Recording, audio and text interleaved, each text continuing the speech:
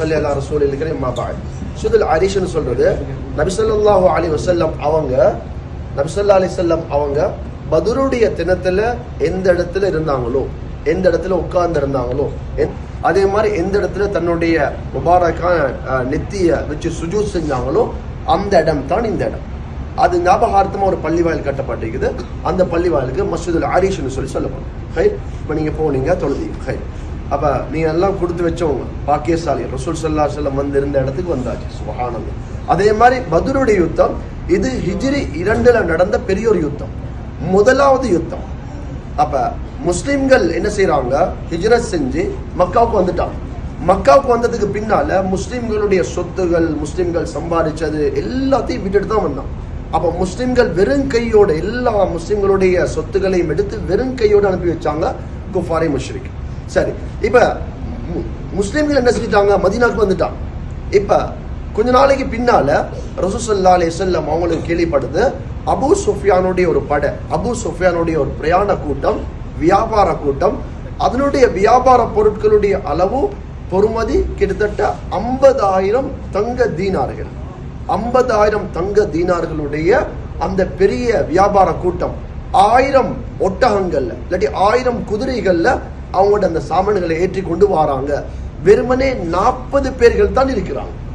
அந்த வாகனத்தை ஓட்டி கொண்டு வரக்கூடியவங்க அந்த பிரயாண கூட்டம் வெறுமனே 40 பேர் தான். இப்ப நபி ஸல்லல்லாஹு அலைஹி வஸல்லம் அவங்களுக்கு அவங்களோட யுத்தம் செய்யக்கூடிய நோக்கம் இருக்கல்ல.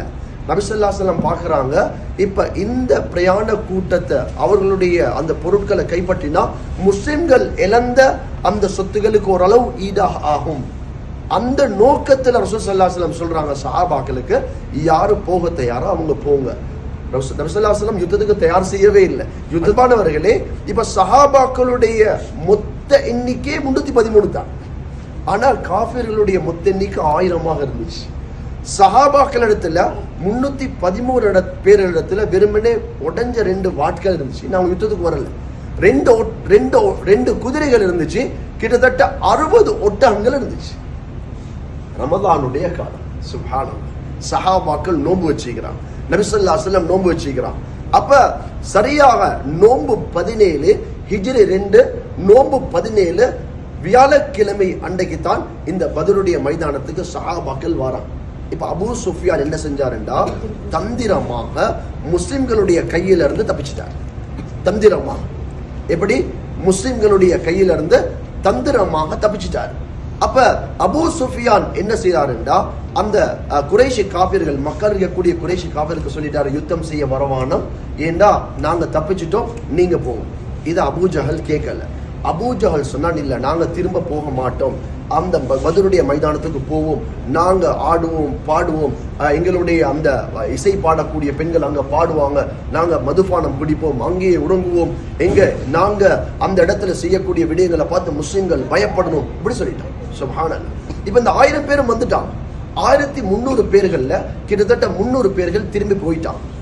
1000 பேர்கள் வாள்களை ஏந்தி கொண்டு, 600 கவசங்கள், 100 குதிரைகள், எத்தனை ஒட்டகங்கள். சுப்ஹானல்லாஹ். அன்பானவர்களே, எல்லாருடைய கையிலையும் வாள்கள் இருக்குது. அபூ ஜஹல், உத்பா, ஷைபா, சுப்ஹானல்லாஹ், பெரும் வீரர்கள். அல்லாஹ் அக்பர். இப்ப பத்ருடைய மைதானத்துக்கு வந்துட்டாங்க. நீங்க பாக்குறீங்க, இதான் பத்ருடைய மைதானம். அல்லாஹ் அக்பர். சஹாபாக்கள் எவ்வளவு கஷ்டப்பட்டிருப்பாங்க, ரசூல் எவ்வளவு கஷ்டப்பட்டிருப்பாங்க. அல்லாஹ் அக்பர். இப்ப ரசூல் ஸல்லல்லாஹு அலைஹி வஸல்லம் பாக்குறாங்க, காஃபிர்களுடைய படை இவ்வளவு பெரிய படையாக இருக்குது, வாள்கள் இருக்குது, குதிரைகள் இருக்குது, போர் பயிற்சி பெற்ற வீரர்கள் இருக்கிறாங்க, நல்லா சாப்பிடுறாங்க, குடிக்கிறாங்க. முஸ்லிம்கள் பசியில, முஸ்லிம்கள் நோம்புல. அல்லாஹ் அக்பர். நோம்போட ரமதானுடைய காலம். இப்ப இரவாகுது. ரசூல் ஸல்லல்லாஹு அலைஹி வஸல்லம் அவங்க சுஜூத்ல வந்து அழுகுறாங்க. இந்த இடத்துல தான் ரசூலா சுஜூத்ல அழுகுறாங்க. சொல்றாங்க ரசூல் ஸல்லல்லாஹு அலைஹி வஸல்லம், யா அல்லாஹ், நீ இந்த கூட்டத்தை அழிச்சிட்டா இதுக்கு பின்னால உன்னைய வணங்கக்கூடிய மக்கள் இந்த உலகத்துல ஈக்க மாட்டாங்க. இந்த கூட்டத்தை நீ பாதுகாத்துறியான்னு ரசூல் அழுகுறாங்க. அபூபக்கர் ரலியல்லாஹு அன்ஹு பிடிச்சுனா, யா ரசூலா நீங்க அழாதீங்க யா ரசூலல்லாஹ், அல்லாஹ் உங்களுக்கு வெற்றியை தருவான். ரசூல் ஸல்லல்லாஹு அலைஹி வஸல்லம் இந்த துண்டு, மேல் துண்டு கீழே விழுகுது. அந்த அளவுக்கு ரசூல் அழுது துஆ செஞ்சாங்க. அதுக்கு பின்னால் ரசூலா சிரிக்கிறாங்க. பார்த்தா ரசூலா பார்க்கறாங்க, ஜிப்ரீல் அமீன் அலைஹிஸ்ஸலாம் தலைப்பாகை கட்டிய நிலைமையில் ஜிப்ரீல் அமீன் அலைஹிஸ்ஸலாம் கிட்டத்தட்ட 1000 மலக்குமார்கள் இறங்குறாங்க. சுப்ஹானல்லாஹ். 1000 மலக்குமார்கள் ரசூலுல்லாஹ்க்கு சரியான சந்தோஷம். அல்லாஹ் சுப்ஹானஹு வ தஆலா ஒரு மலையை பொழிய வச்சான். அதே மாதிரி சஹாபாக்கள் நல்லா தூங்கினாங்க. இந்த மலை முஸ்லிம்களுக்கு ரஹ்மத்தாக ஆயிடுச்சு, அதே மாதிரி காஃபிர்களுக்கு அதாபாக வேதனையாக ஆயிடுச்சு. அல்லாஹ் அக்பர். இப்ப யுத்தம் நடக்க போகுது அன்பானவர்களே. இப்ப காஃபிர்கள் கிட்டத்தட்ட 1000 பேர்கள், முஸ்லிம்கள் 313 பேர்கள். இந்த யுத்தத்துல கிட்டத்தட்ட முஸ்லிம்கள் 14 பேர்கள் ஷஹீதாக்கப்பட்டாங்க. 70 காஃபிர்கள் கொல்லப்பட்டாங்க. 70 காஃபிர்கள் சிறைபிடிக்கப்பட்டாங்க. இதுல ஒரு முக்கியமான விஷயம் என்றா அபூ ஜஹல் கொல்லப்பட்டான். அபூ ஜஹல் அந்த இடத்துல ஹை செக்யூரிட்டி, பெரும் பாதுகாப்போடு இருக்கிறான்.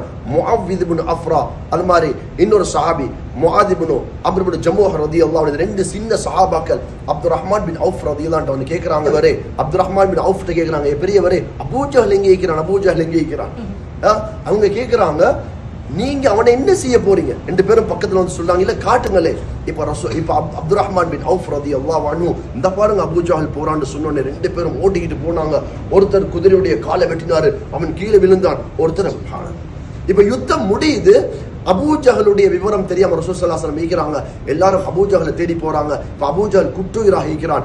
அந்த நேரத்துல அப்துல்லா இப்னு மஸ்ஊத் ரலியல்லாஹு அன்ஹு ஒரு நாள் ரசூல் ஸல்லல்லாஹு அலைஹி வஸல்லம் வராங்க. யா ரசூலல்லாஹ், காதை பிடிச்சிட்டு வராங்க. அபூ ஜஹல் அரஞ்சா யா ரசூலல்லாஹ், இந்த காது வெடிச்சு ரத்தம் வருது. இப்ப அப்துல்லா இப்னு மஸ்ஊத் ரலியல்லாஹு அன்ஹு அபூ ஜஹலுடைய கழுத்துல காலை வச்சு பேசிக்கொண்டு இருக்கிறாரு. அபூ ஜஹல் சொல்றான், இந்த நாள்ல யாருக்கு தெரியுமா பெருமை? ஒரு பெரிய ஒரு குறைஷி தலைவரை நீங்க கொண்டுட்டீங்களே, அந்த நேரத்திலும் அவனுக்கு பெருமை கேட்குது. சுப்ஹானல்லாஹ். அப்ப யாருக்கு வெற்றின்னு கேட்டோன்னே அப்துல்லா இப்னு மஸ்ஊத் சொன்னாங்க, அல்லாஹ்வுக்கும் அல்லாஹ்வுடைய ரசூலுக்கும் தான் வெற்றின்னு சொன்னாங்க, அல்லாஹ்வுடைய விரோதின்னு சொன்னாங்க. இப்ப வெட்ட போறாங்க கழுத்து. அவன் சொன்னா, கொஞ்சம் பெருசா வெட்டு என்று சொன்னா, மத்த தலைகளை விட என் தலை பெருசாய். அந்த நேரத்தில் அவனுக்கு கிபர். சுப்ஹானல்லாஹ். அன்பானவர்களே, காதுல ஒரு ஓட்டையோட போட்டு அப்துல்லா இப்னு மஸ்ஊத் சரியான பலகீனமான சஹாபி ஒரு கயிறை போட்டு இழுத்துக்கிட்டு போறாங்க தலைய. இப்ப ரசூல் ஸல்லல்லாஹு அலைஹி வஸல்லம் போனதுக்கு பின்ன ரசூலா சொல்றாங்க, அந்த இடத்த கொஞ்சம் போய் காட்டுங்களே, அபூ ஜஹல் இந்த இடத்துல ஷஹீத், இந்த இடத்துல கொலை செய்யப்பட்டிருக்கிறான். அந்த இடத்துக்கு எல்லாரும் வந்தாங்க. ரசூல் ஸல்லல்லாஹு அலைஹி வஸல்லம் சொன்னாங்க, இந்த காலத்தினுடைய ஒரு ஃபிரௌன் என்று சொன்னாங்க அபூ ஜஹலை பார்த்து. அன்பான இந்த யுத்தத்தில் அல்லாஹ் தஆலா 1000 மலக்குமார்கள், திரும்பவும் அல்லாஹ் சொல்றான் 5000 மலக்குமார்கள் அனுப்பி அல்லாஹ் சுப்ஹானஹு வ தஆலா இந்த யுத்தத்தில் முஸ்லிம்களுக்கு வெற்றியை கொடுத்தான். அதுதான் இந்த இடம் பரக்கத். சஹாபாக்கள் அடக்கப்பட்டிருக்கக்கூடிய இடம் மக்பரத்து ஷுஹதாய் பத்ர். அதே போன்று அந்த பத்ருடைய யுத்தத்தில் ஷஹீதான சஹாபாக்களுடைய பெயர் பட்டியல் இந்த இடத்துல இந்த சஹாபாக்கள் தான் பத்ருடைய யுத்தத்தில் ஷஹீதாக்கப்பட்டிருக்கிறார்கள்.